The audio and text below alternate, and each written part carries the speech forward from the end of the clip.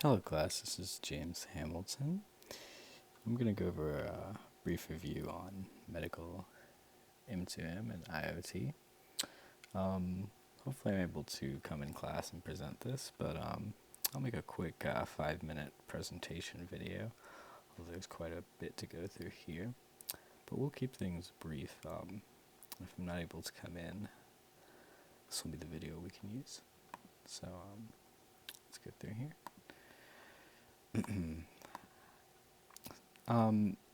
So the growth of IoT, in 2010, Cisco predicted the amount of connected internet devices would hit 50 billion by 2020. Unfortunately, it's during 2018, there was only 17 billion devices that existed at the time. So this prediction proved to be incorrect. It was an overestimation. And so part of the reason for that is IoT, I believe, hasn't hit that exponential growth in devices yet because of some of the residual challenges that still remain from several years ago. I believe we're still in the first phase of IoT. Right now there are several niche consumer products with a steady rise. But the more revolutionary or wide-scale medical, industrial, and government adoption is lagging behind, though that is starting to change as of recently. This is partly due to hardware challenges as software development is thriving, as we can see. From one of my sources here from IoT Analytics, the sentiment on hardware is a lot worse than the software. The software, and there's other data on this as well. The software jobs of IoT are growing a lot, but a lot of times the actual hardware that they're trying to include with is kind of lagging behind, especially in the medical industry, and we'll talk about that. Some of the limitations, especially in medical IoT, or this is for medical IoT, is the software requires government approval. This delays the release, decreases investment, and also we have difficulty competing with real medical devices. This is kind of what I mentioned earlier here with the hardware sentiment being lower. These devices have to be scaled down in size, and they're less intrusive than actual medical devices. So, as stated before, this has reduced medical IoT to niche fitness and activity awareness devices, but this has recently changed. So, recent advancements. New generation of wearable IoT has emerged, going beyond traditional fitness-themed devices. Three of the new technologies that I'm most interested in electrothermal activity for epilepsy management. This is a device that is worn on the wrist, just like all these devices, and measures electrical activity for epilepsy management, which is seizures. And then the electrocardiogram, the heart rate technologies are getting a lot better. And then oxygen levels for infant development. And I might go into these a little more detail, but this is just hardware stuff. And if you're curious, you can ask me specifically about these. But these are some pretty advanced biomedical technologies for the size of what they are. But to keep with briefness, we'll skim through that biomedical part there. Security. So obviously these devices are much more intrusive than a lot of devices. And recently, what we're trying to do is these devices going from kind of niche devices to medical IoT.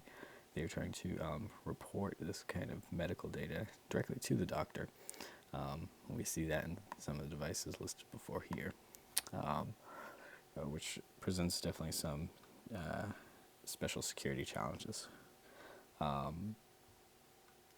Also, they can alert the nearest healthcare institute in the event of a critical accident. Standard encryption can alleviate a lot of this. I mean, we've advanced so much in encryption and security. Really, I think that these advancements have tackled a lot of the problems that can occur. However, there are clever ways around this, and I want to read more about this, about how you can infer information based on pattern recognition.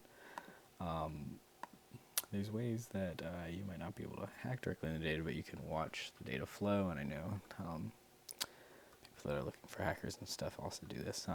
Denial of service attacks on medical IoT is uniquely life-threatening, so if you can't use your medical device, that could be a big problem compared to other denial of service attacks, where if you do that on Amazon, you just can't order your biscuits.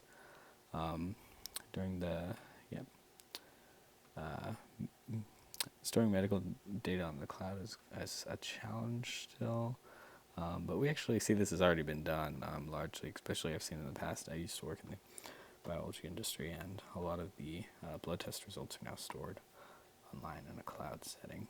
Okay, so analytics, this is actually one of my areas of interest here. Okay, so I actually think that this analytic data is highly valuable.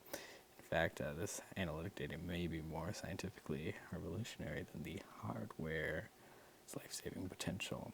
The mining of medical data of millions of users using a wide range of pattern recognition and machine learning techniques could lead to a new age of medical-driven discovery, information-driven medical discovery.